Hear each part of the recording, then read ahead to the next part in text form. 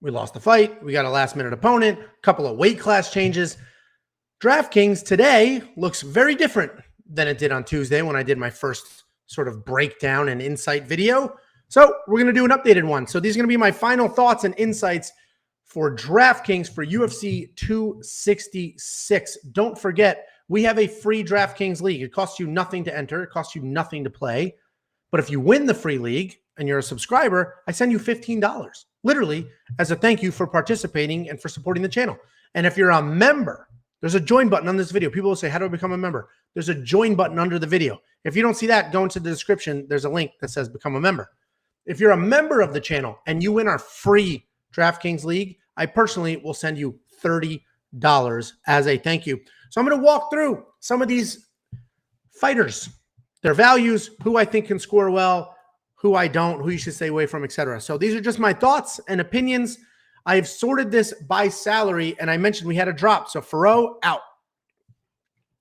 We have lost Bueno Silva as part of the Ferro, and Robertson is out as well, and he has been replaced by Brundage. But we will talk through all of that right now. So I talked about some of the biggest favorites early in the week, so I don't need to completely dig into those again because you can check that video out.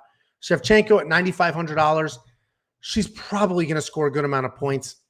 I think she'll get a stoppage, but it's not necessarily a guarantee. Lauren Murphy is so tough, but she should score a lot of points. $9,500 is a ton of money, though. But Shevchenko is probably a safe play. Then we have Semelsberger over Sano.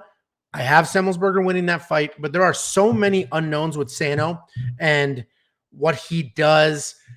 He's been out for a very long time as well. His record's not fantastic. Like, lots of questions going on with Sano. They have him, they have him priced accordingly because I agree that Semelsberger should win. I agree there's too many question marks with Sano. But again, there are question marks with Sano, right? We don't necessarily know what he's going to look like. When Matt Semelsberger wins, he scores a ton of points. I don't know if I'm spending the $9,400. Not because I'm not confident in Semelsberger. There's too many unknowns with what Sano's going to look like. Then we have Santos over Roxanne Modafferi, $9,300. Talia Santos, the reality is she's going to win this fight. She should dominate as much as you can dominate against Roxanne, but I don't think she's going to finish Roxanne. Like, Roxanne's very hard to finish.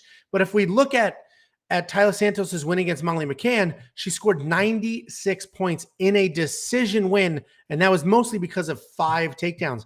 This fight could look very similar. It really could. I don't see why she would take Roxanne down because that's sort of where Roxanne wants to be, and Taila has such a striking advantage. She doesn't need to. But, she is comfortable shooting those takedowns. She is comfortable in that position. She may do that. I don't know if I'm spending $9,300 on her, though. Not because I don't think she'll win, because I don't know how many points she'll score. But she is a safe bet. There's different approaches. Some people look for just who's going to win. Santos is going to win. All of these 9,000 plus so far are probably going to win. Semelsberger is a question mark just because of the unknowns on the other side. Curtis Blades, Rosenstruck. Curtis Blades is probably a safe pick, honestly. He should win. Rosenstruck could knock him out cold. Watch that individual breakdown video if you want more detail.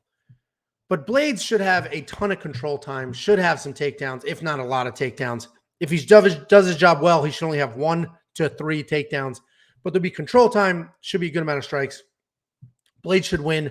He should score well. Jessica Andrade over Calvillo, $9,000. That's probably worth the spend.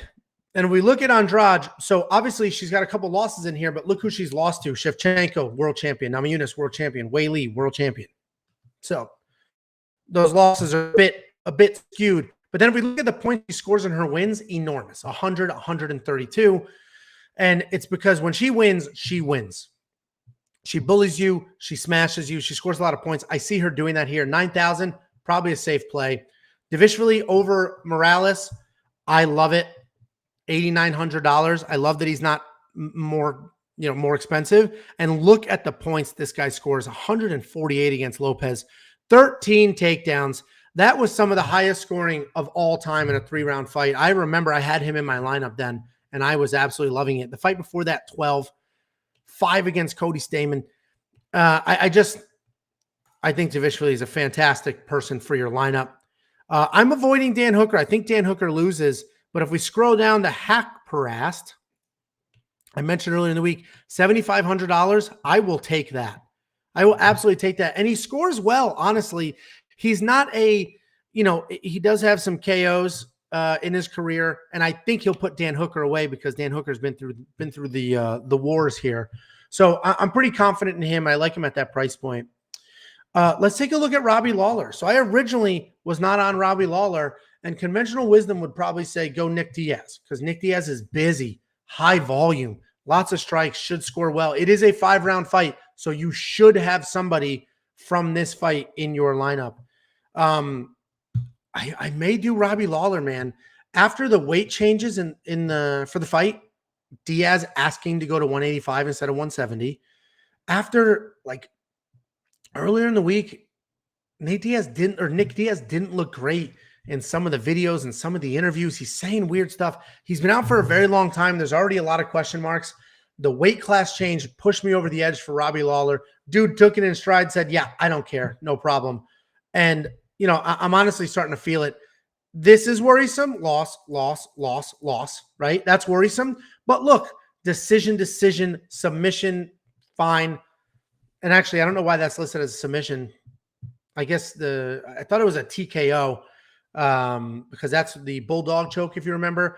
I don't think the argument wasn't whether he tapped or not. The argument was whether he was out or not. So that's not a submission. That's a referee stoppage. But anyway, and then a decision to Santos. So he's not getting put out. Nick Diaz doesn't put anybody out. The changes in the weight class, some of the other weird Nick Diaz stuff this week. I'm liking Robbie Lawler now, and I will probably put him in my lineup at $8,300. Turner and Medic, I don't see Turner winning this fight. I just don't. But when he wins. He scores well. He can finish from anywhere. Jalen Turner, I think Medic wins this fight, but Jalen Turner is probably a pretty live underdog. I would prefer he was less than $7,800, but he is a live underdog. We'll take a look at Rozenstruik. Listen, if you have Rozenstruik in your lineup, you're hoping for a knockout. That's the only way he's going to win this fight is a knockout. He is not going to win a decision, and he only has one very short path to victory. So you could argue both sides. You can say Curtis Blaydes has to avoid the big shot for 15 minutes, but he doesn't. He doesn't need to avoid it for 15 minutes. He only needs to avoid it in the first minute, and then he can get a takedown, and then he's completely out of any danger whatsoever. Granted, that minute window when the fight starts and when he's going to get his takedown is a scary, scary window, and Derek Lewis proved that to the world. But I just don't see Rozenstruik getting that, right? I just don't see that. I could be 100% wrong. And honestly, it's probably better for the division if Rozenstruik wins. But I'm not putting him in my lineup at $7,000 hoping for one punch. I'm not. And honestly, that was the exact same analysis with Derek Lewis against Curtis Blaydes, and Derek Lewis ended up paying off and Curtis Blaydes didn't. So I get it. I'm hyper aware of that. The likelihood of that happening again is very, very slim. Let's take a look at one more matchup here. So we got Brian Ortega and Volkanovski. Listen, I have Volkanovski in my lineup. He's busy. He can shoot takedowns. Let's look here. 3 against Max in the last fight. 2 if we go all the way back to 2018. But he scores well. He doesn't score an enormous amount of points, right? He's not look at this, 194, 83, 102, 107. It's not an enormous amount of points, but that's because significant strikes don't score as well as takedowns and control and things like that.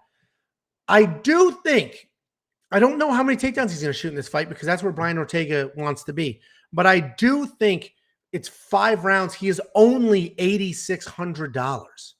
If he was 93, I don't think I'd touch it because there's probably not going to be a lot of takedowns, and that's where the points come from.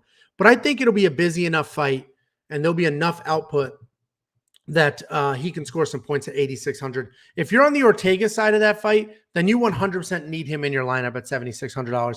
That's honestly a great price for both of these guys in a title fight defense. So, I'm good with those. I'm not on the Abdurakhimov side. I'm on the Chris Daukaus side.